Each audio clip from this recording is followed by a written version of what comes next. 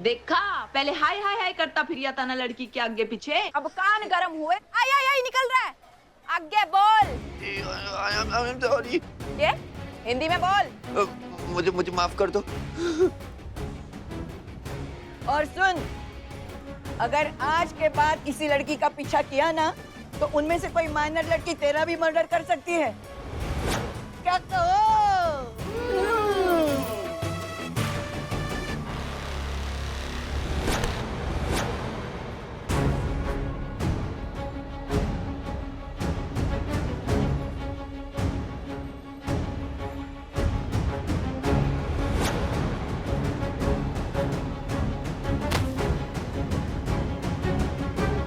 जा बिंदास, अब ये तेरा क्या किसी और लड़की का भी पीछा नहीं करेगा। जा। Thank you.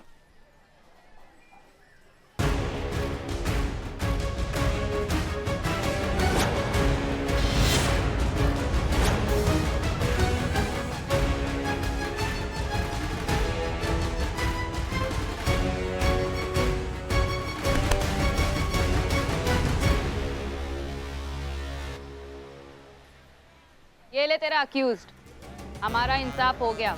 अभी तेरे को इसके साथ जो करना है कर। ये वो इंसाफ था जो शायद तेरा कानून भी इसके साथ नहीं कर पाता। इसीलिए भगवान ने ना फूलों के साथ कांटे बनाए, ताकि तोड़ने वाले को इंसाफ का आभास रहे। ये सब करके तुम इन सब के बीच इंसाफ की मसीहा बन सकती हो, लेकिन हमारे लिए जो गलत है वो गलत है। Justice delayed is justice denied. देर से मिला इंसाफ नाइंसाफी ही कहलाता है। Justice hurried is justice buried. जल्दबाजी में मिला हुआ इंसाफ अक्सर गलत ही होता है। सही इंसाफ वही जहां दोनों तरफ का पक्ष बराबर हो, संतुलन में हो। बेशक संतुलन के इंतजार में न्याय मांगने वाला ना ही रहे। ये लड़की अगर तेरे इंसाफ के भरोसे रहती ना तो आज बुढ़ी हो जाती। हम जानते हैं कि इंसाफ मिलने में कभी कभी देर हो जाती है, लेकिन उससे बड़ा गुनाह है किसी बेगुनाह की जान चली जाना, और जो तुम्हारे इस अंधे इंसाफ के सिस्टम में कभी भी हो सकता है। ये तू नहीं, तेरी वर्दी बोल रही है। मैं जानती हूँ कि तू भी अंदर से ये मानती है कि हम जो कर रहे हैं वो बिल्कुल सही है, लेकिन तेरी वर्दी इस बात को मानने की परमिशन नहीं देगी। नहीं, गलतफहमी है तुम्हारी। चाहे वर्दी हो या ना हो, हमारे लिए जो गलत है वो गलत है, फिर वो चाहे कितने ही चमकदार लबादे ओढ़कर क्यों ना आया हो। समझ जाइए आप सब, बंद करिए ये सब। धमकी दे रही है? मशवरा दे रहे हैं। समझ जाओ तो अच्छी बात है। इस बार तो सिर्फ इन्हें लेने आए हैं, अगली बार तुम सबको लेने आएंगे, वो भी पूरे गाजे बाजे के साथ। और शिवानी, तुम्हें एक दिन तुम्हारी इस लंका से तुम्हारी चिंगारी गैंग के बीच हथकड़ी लगाकर घसीटते हुए नहीं ले गए तो हमारा नाम भी हसीना मलिक नहीं। नहीं जज्बातों वाली बाई, अब ये बंद नहीं होगा। चिंगारी गैंग लोग नहीं, सोच है, और अब ये चिंगारी लग चुकी है। इसे रोकना असंभव है। अब ये चिंगारी इस रंगरेज गली से निकलकर पूरे शहर में फैलेगी, और तू इसका कुछ नहीं कर सकती। अगर यकीन नहीं होता तो ट्राई करके देख ले। माओ, तुम चिंगारी हो ना तो हम भी बहुत बड़ा बवंडर है, और जब बवंडर आता है ना तो छुटपुट चिंगारियां उसके गुबार में कहाँ गायब हो जाती है पता भी नहीं चलता है, समझी? वर्दी बोल रही है, कोई बात नहीं, सही समय का इंतजार करते हैं। कई बार बवंडरी चिंगारी को हवा देकर इतना विकराल बना देती है कि एक छोटी चिंगारी भी प्रलय का रूप ले लेती है।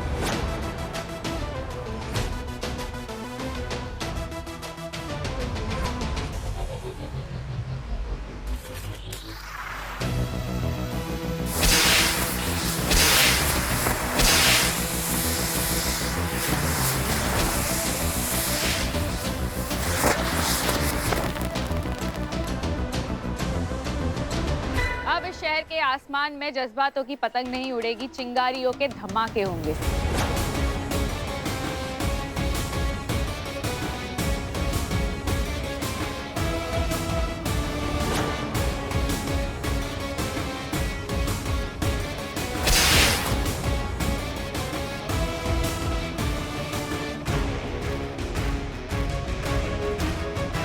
चलिए।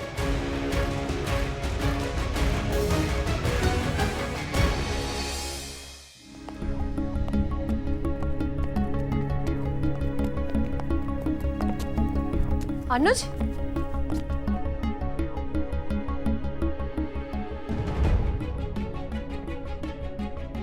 तुम ठीक तो हो ना बेटा? ये क्या? ये इतनी सारी चोट कैसे आई तुमको?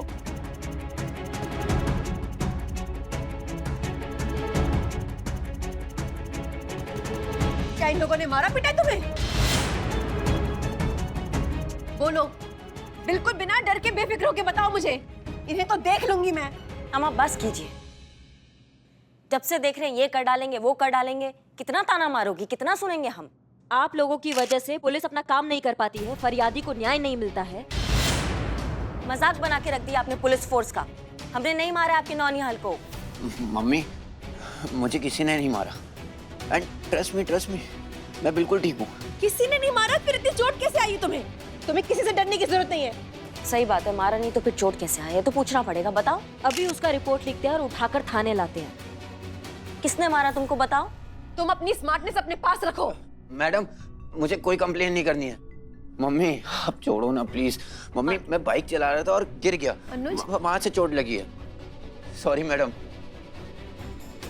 रुको एक मिनट। अभी इनका टास्क कंप्लीट नहीं हुआ है। अभी तो एसएचओ हसीना मलिक को मेरे बेटे से माफी मांगनी है, और वो भी पब्लिकली। तभी तो ये मीडिया वाले आए हैं, उसके बाद ये किस्सा खत्म होगा। मैडम, सारी गलती मेरी है, तो मम्मी ये क्यों माफी मांगेंगे? माफी तो मुझे मांगनी चाहिए इन लोगों से। I am sorry. Mummy please अब घर चलो ना।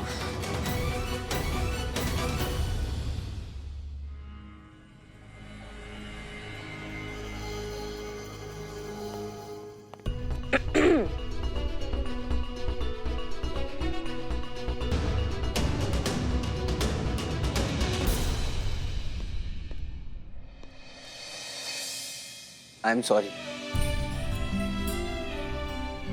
I was wrong. And तुम चाहो तो मुझे मार सकते हो। I'm sorry. अरे नहीं, माफ किए तुमको। वर्दी का सम्मान किया कर बाबू, बहुत बड़ा चीज है। जाओ, ख्याल रखो अपना।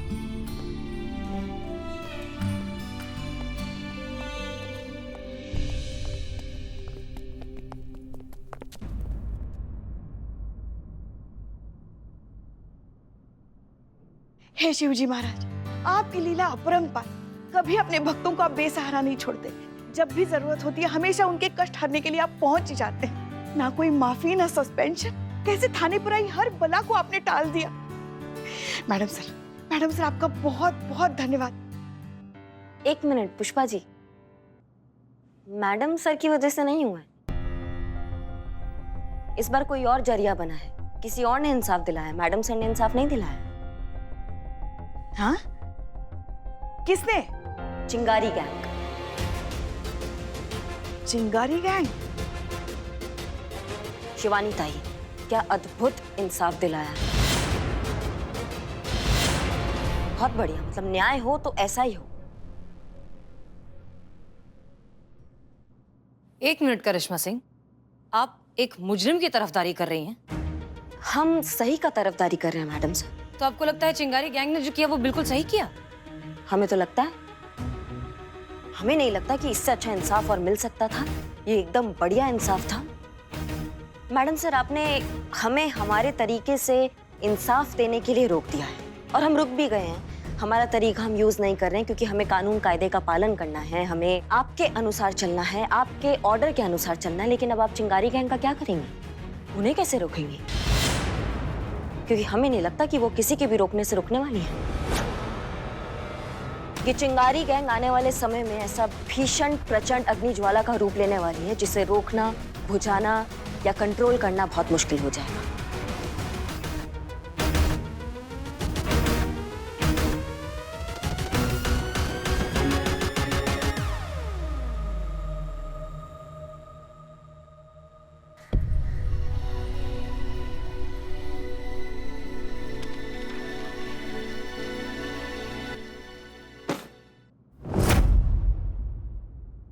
क्या रे डंबल क्वीन, कसरत के लिए लोहे की दुकान कम थी जो ये रद्दी का बंडल उठा के लाई? तुझे पता है ना मुझे इस घर में पुरानी चीजें बिल्कुल पसंद नहीं है। अच्छा, तो उसके हिसाब से तो मैंने सबसे पहले तेरे को बाहर निकाल के फेंकना चाहिए। तू तो सबसे पुरानी है इस घर में। देखा करमजली को, मुझे मेरे ही घर से बाहर निकालने की बात कर रही है। पहले ही तुझसे कह चुकी हूँ, मुझसे ठीक से बात किया कर तू। तहजीब ही नहीं है बात करने की। तेरी अम्मा के बराबर हूँ मैं। रे ऐसा क्या कह दिया मैंने? सलीका ही नहीं है बात करने का। देखो तो, इस तरह तू तड़ाक से बात करती है मुझसे। अरे इस तरह बड़ों से बात किया करते हैं। माँ बाप ने कुछ सिखाया नहीं क्या तुझे? रे फिर मुर्गे की वही टांग। रे यही तरीका है हमारा बात करने का। अब थारे से बात करने के लिए क्या मैं अलग से डिसेंट टॉकिंग कोर्स करूं? और यो अखबार ना मैं अपनी कसरत के लिए ना शिवानी जीजी ने मंगवाए थे मुझसे। शिवानी, ये क्या है सब? ये क्यों है? ताई ये वो अखबार है जिसमें हसीना मलिक के बारे में सारी डिटेल्स छपी है। वो क्या करती है, कहाँ से आई है, इसके पहले कहाँ पर पोस्टेड थी, उसके काम करने के तरीके, उसके जीते हुए केसेस, सब कुछ। समझ लो कि ये अखबार नहीं, हसीना मलिक की जन्म कुंडली है। और तू क्या करेगी उसकी जन्म कुंडली निकाल के? ताई आपने वो पुरानी कहावत तो सुनी होगी ना कि जिसे अपने दुश्मन के बारे में सारी खबर होती है वो हमेशा दुश्मन से एक कदम आगे होता है। अरे अब काहे की दुश्मनी? हरा के भगा तो दिया तूने उससे। ऐसी कई पुलिस वालियां आई और गई, तू क्यों सोचती है उसके बारे में? नहीं ताई, ये उन आई गई पुलिस वालियों में से नहीं है। मेरा मन कहता है कि ये हमारा पीछा नहीं छोड़ने वाली। इसकी दुश्मनी अब बहुत लंबी चलेगी। जिस दिन से हमने इस लड़ाई का जिम्मा लिया था शिवानी, हमने पुलिस को अपना दुश्मन बना लिया था। फिर भी मैं कहती हूँ कि हमें पुलिस को दूर ही रखना चाहिए। और तुझे भी बेवजह इस हसीना मलिक से उलझने की कोई जरूरत नहीं है। मुझसे वादा कर कि तू उससे नहीं उलझेगी। वादा कर मुझसे शिवानी। ताई,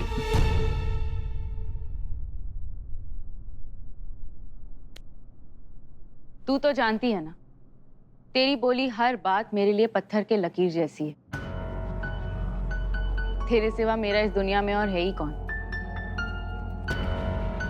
तूने मेरे सिर पर तब हाथ रखा था, तूने मेरा तब साथ दिया था जब मैं बिल्कुल अकेली खड़ी थी। किसी ने मेरा साथ नहीं दिया था। तेरे मुंह से निकली हर बात मेरे लिए ऊपर वाले का आदेश है। अगर तूने मेरा हाथ नहीं पकड़ा होता तो शायद आज ये शिवानी जिंदा भी नहीं होती।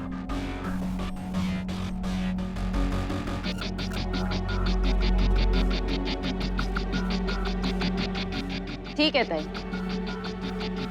अगर तू मुझे बोलती है तो मैं आज तुझे ये वचन देती हूँ कि इस हसीना मलिक से मैं दूर रहूंगी, उससे बेफिजूल उलझूंगी नहीं। लेकिन अगर उसने हमारे किसी भी मकसद के बीच में आने की कोशिश की या हमसे बेकार में उलझी तो फिर हम भी तो चिंगारी है। जो भी हमारे रास्ते आएगा वो राख ही हो जाएगा। मने नहीं लगता जिज्जी वो हमसे उलझने वापस आएगी। आएगी, जरूर आएगी वो बिन्नी। मैंने इसकी आंखें देखी है। निडर, कठोर, जिद्दी। ये कोई मामूली पुलिस वाली नहीं है बिन्नी। ये इतनी आसानी से हमारा पीछा नहीं छोड़ने वाली। आएगी वो, जरूर आएगी। और इस बार जब आएगी तो जलकर राख ही हो जाएगी।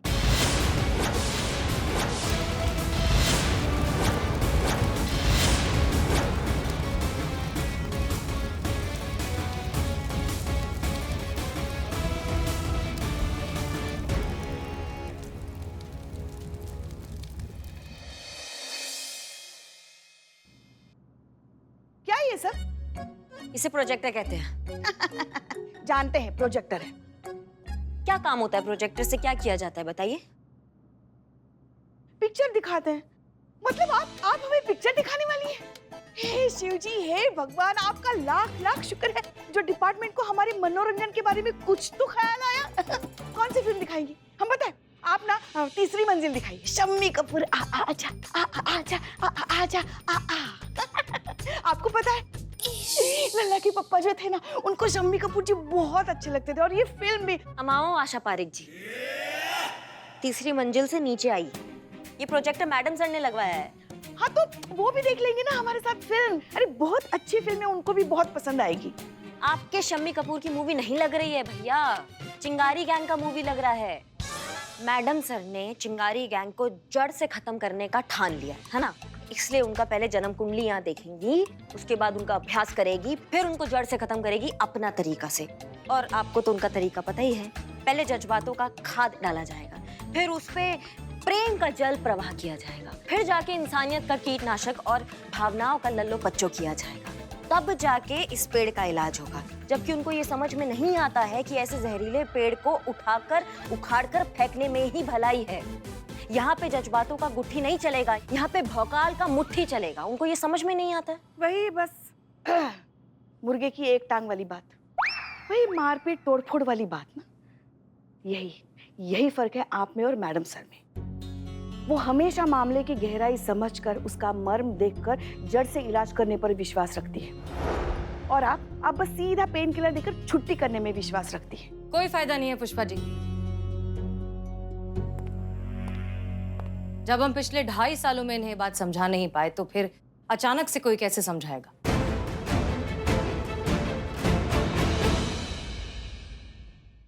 तजुर्बा कहता है हमारा, सुबह वही जब आंख खुले और ज्ञान वही जो जिंदगी सिखाए।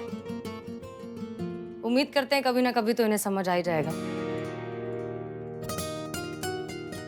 बहरहाल प्लीज कंटिन्यू, दिखाइए क्या इंफॉर्मेशन कलेक्ट की आपने चिंगारी गैंग के बारे में, प्लीज।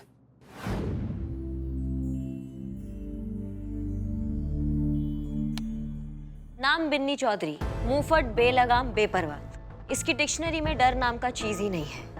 बोलने से पहले सोचती नहीं और बोलने के बाद अपनी बात से हटती नहीं है। जो इसके दिल में है वही इसके मुंह पर है। दिमाग से ज्यादा दिल से काम लेती है ये। कुछ टाइम लोकल क्लब में बाउंसर रही है, पहलवानी बचपन से आती है और मार्शल आर्ट्स भी जानती है। देखने में ऐसी लगती है, लेकिन कहा जाता है कि 4 बैल का दम रखती है। अब बता कि अगर कोई लड़का तुझे पीछे से आके छेड़ेगा तो तू अपना बचाव कैसे करेगी? चल करके दिखा, चल छेड़ से।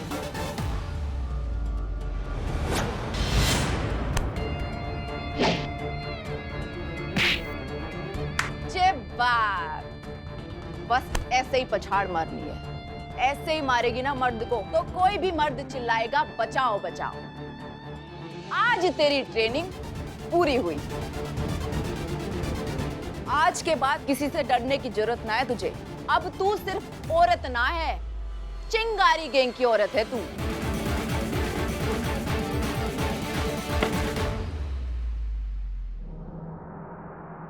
इतनी मजबूत और पक्की लड़की भी खुद को उस दिन उन लड़कों के झुंड से बचा नहीं पाई जिस रात उन लड़कों ने भीड़ का फायदा उठाकर उसके साथ छेड़खानी की, उसको गलत तरीके से छुआ, नारी सम्मान की धज्जियां उड़ा दी उन लड़कों ने।